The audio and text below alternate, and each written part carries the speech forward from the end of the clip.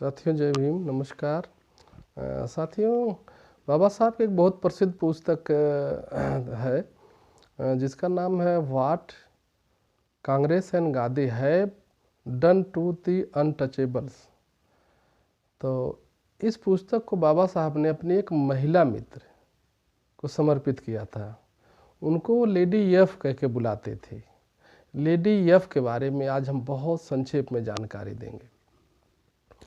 साथियों, जब बाबा साहब लंदन में पढ़ाई करने गए थे और school of economics and political sciences और ग्रेज इन में पढ़ाई कर रहे थे, 1922-23 की ये बात है।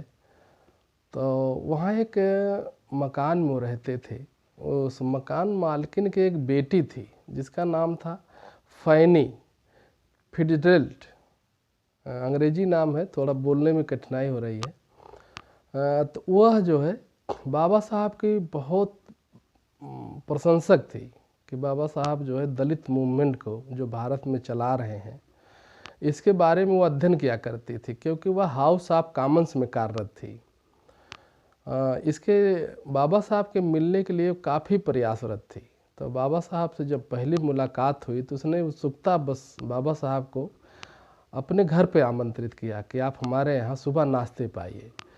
बाबा साहब को थोड़ा आश्चर्य हुआ, फिर उन्होंने सहमति दे दी कि ठीक, हम सुबह मिलते हैं। और बाबा साहब समय पे पहुँच गए। तो महिला जो है स्वागत के लिए द्वार पर खड़ी थी और दोनों लोगों के बीच आपसी परिचय हुआ। इसके बाद लेडी यफ ने कहा कि अगर मैं आपके किसी कार्य आ सकूं, अध्ययन कार्य, अनुसंधान कार्य, पढ़ाई लिखाई के, तो आप बेहिचक जो है मेरी सेवा ले सकते हैं। यह जीवन आपके ही नाम है। बाबा साहब बड़ा असमंजस हुए कि एक महिला जो है इस तरह कह रही है, लेकिन ये सच्चाई थी।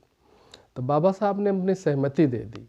तो हम महिला मित्र जो है बाबा साहब के किताबों के पढ़ाई लिखाई के दौरान जो ज़रूरत होती थी बाबा साहब को ढूंढ ढूंढ के ला के देती थी। और यहाँ तक कि बाबा साहब से सच्चाई थी कि वह शादी भी करना चाहती थी, लेकिन बाबा साहब क्योंकि अडिग विश्वास के थे कि हम किसी यूरोपीय महिला से शादी नहीं करेंगे। लेकिन मित्रता बहुत दिनों तक बनी रही, क्योंकि जो बाबा साहब किताब लिखे वो काफ़ी बाद भी लिखे, द्वितीय विश्व युद्ध के बाद लिखे वो।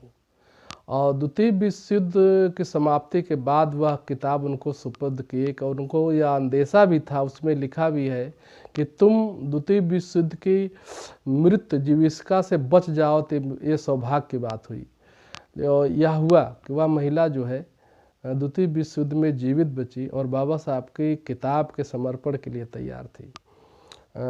संक्षेप में और ये बता दें कि जो उनके निजी सचिव थे नानक चंद्र रत्तू को उस समय उनके 5 या 6 पत्र प्राप्त हुए थे जो लेडी यफ ने लिखा था, लेकिन बाबा साहब का कोई पत्र नहीं प्राप्त हुआ था उनके बारे में। तो इसी में नानक चंद्र रत्तू ने लिखा कि अगर यह विवाह हो जाता तो निर्विवाद रूप से वह जननायिका बन जाती और करोड़ों करोड़ों अनुयायियों के या बाबा साहब के अनुयायियों के नेता बन जाती, क्योंकि लोग स्वागत करते। इसका मुख्य कारण था कि वह दलितों के बारे में बहुत अध्ययन करती थी और बाबा साहब में उनका अटूट विश्वास था। लेकिन ऐसा होना नहीं था और ना ही हुआ। धन्यवाद साथियों, बहुत संक्षेप में जानकारी दिए। सभी से निवेदन है कि मेरे वीडियो को लाइक करें, शेयर करें, यूट्यूब पे ही देखें, ज़्यादातर जो है सब्सक्राइब करें। धन्यवाद।